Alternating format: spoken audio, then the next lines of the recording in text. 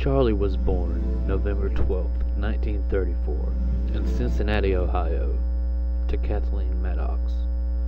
Reportedly, during his childhood, his mom sold him to a woman who claimed to desperately wanted children for a pitcher of beer.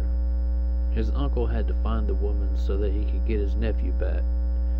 He later took to his stepfather's William Manson's last name. At age 12, Charlie was sent to Gibault School for Boys in Terre Haute, Indiana, for stealing. Over the next 20 years, he would be in and out of prison and reform schools for various crimes.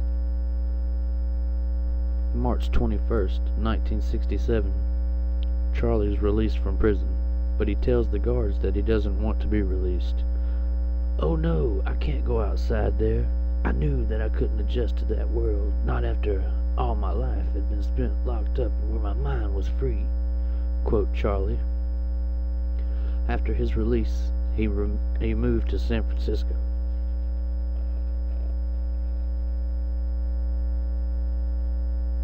In 1967 to 68, Charlie meets Gary Hinman, a music teacher who introduced him to Dennis Wilson of the Beach Boys, and Hinman was involved in some drug deals with Charlie.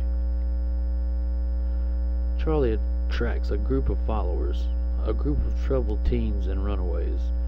They all moved to the isolated Spawn Ranch outside of Chatsworth, California. Spawn Ranch was an old movie set used in many old westerns or anything that needed a town. Dennis Wilson introduces Charlie to record producer Terry Melcher, the son of actress Doris Day. After initially showing interest in Charlie's music, Melcher declines to work with him further. Melcher later moves out of his home on Shallow Drive, and the house is then leased to the film director Roman Polanski and his wife, actress Sharon Tate. July 1969, Gary Hinman is killed by Manson follower Bobby Beausoleil, accompanied by Manson family members Mary Brunner and Susan Atkins. Supposedly, the murder is committed at the behest of Charlie. On August 8th through 9th, 1969, supposedly at Charlie's command, a small group of his best followers brutally murder 5 people at the Benedict Canyon home of director Roman Polanski near Hollywood. The victims are Polanski's pregnant wife Sharon Tate, writer Wojciech Fraszkowski, Coffee Harris, Abigail Folger, and celebrity hairstylist Jay Sebring. Also killed is Stephen Parent, who was a friend of the family and a caretaker. The murders are committed by Tex Watson, Susan Atkins, and Patricia Krenwinkel. Linda Kasabian accompanied them to the lookout. August 9th through 10th, 1969. Supposedly Charlie, displeased at the sloppiness of the previous night's murders, accompanies a group of followers on a search for victims. In the car was Tex Watson, Susan Atkins, Patricia Krenwinkel, Linda Kasabian, as well as Leslie Van Houten, and Steve Clem Grogan. After several hours, they came upon the house of supermarket executive Lino LaBianca and his wife Rosemary. The couple were brutally murdered by Tex Watson, Susan Atkins, Patricia Krenwinkel, and Leslie Van Houten. October 1969. Charlie and his followers are arrested at another remote location called Barker Ranch on suspicion of auto theft. November 6, 1969. Manson follower Susan Atkins, already charged with the murder of Gary Hinman, tells inmate Virginia Castro that she killed Sharon Tate, quote, "because we wanted to do a crime that would shock the world, that the world would have to stand up and take notice," quote Susan Atkins. November 12, 1969. The LA Sheriff's detectives interview Al Springer, a biker who had associated with Charlie. Springer tells them that Charlie told him about killing people days after the Tate murders. November 16, 1969. The LAPD interviews inmate Ronnie Howard about her conversation with Susan Atkins about the Tate LaBianca murders. November 18, 1969. Deputy District Attorney Vincent T. Bugliosi is assigned to the case. November 30th, 1969, Tex Watson is apprehended in Texas. His lawyer fought his extradition to California for 9 months. December 8th, 1969, Charles Manson, Susan Atkins, Tex Watson, Patricia Krenwinkel, Linda Kasabian are indicted for the murders of Sharon Tate and her friends. The grand jury also indicts the 5 plus Leslie Van Houten for the LaBianca murders. June 16, 1970, a trial begins for the Manson, Atkins, Krenwinkel, and Van Houten. Charlie appears in court with an X carved in his forehead. He defends himself in court with help from attorney Irvin Kanarek. August 1970, Kasabian is given immunity in exchange for her testimony against Manson and the others. January 15, 1971, after a 7-month trial, jury deliberations begin.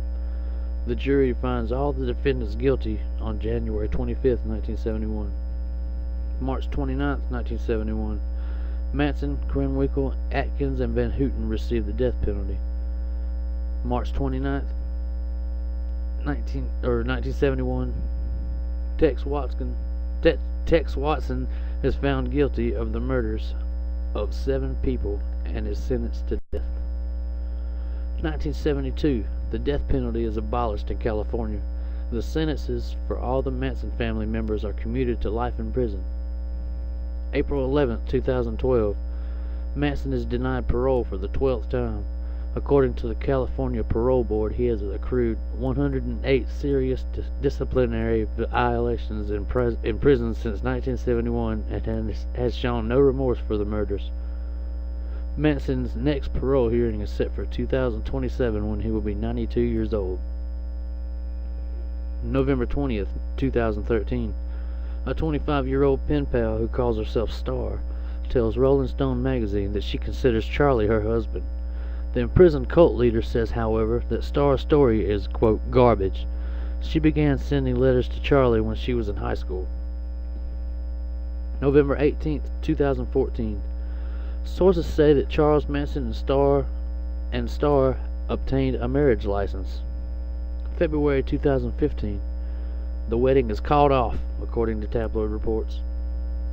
June 6th, 2015. Manson prosecutor and author of Helter Skelter, the true story of the Manson murders, Vincent Bugliosi, dies in California.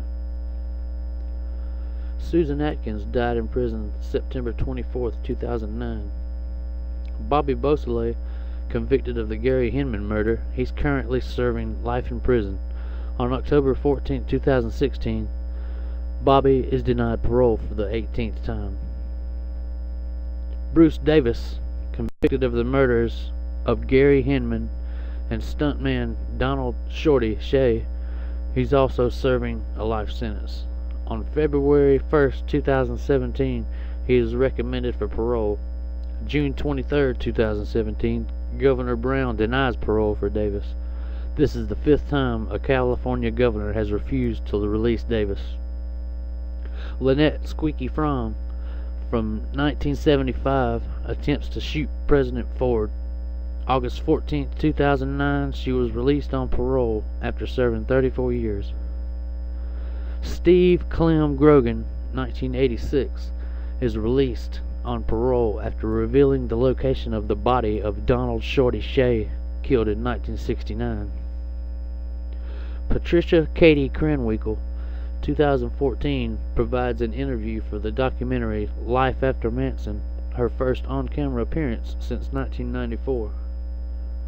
December 2016, California Parole Board members delay their decision on freeing Krenwinkel after her attorney claims of abuse by Manson or other members of the family. The California Department of Corrections and Rehabilitation issues a statement that the information presented at the hearing does elicit cause for the investigation. June 22, 2017, Krenwinkel is denied parole for the 14th time.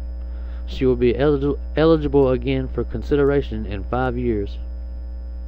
Leslie Van Houten, April 14, 2016.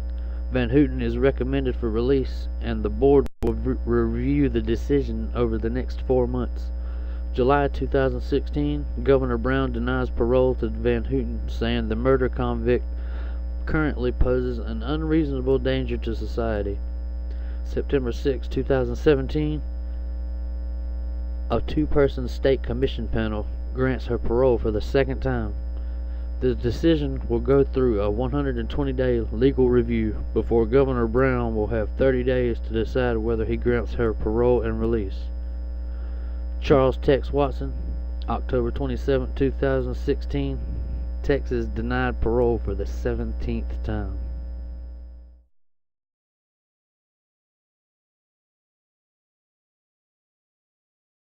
Whoa, whoa.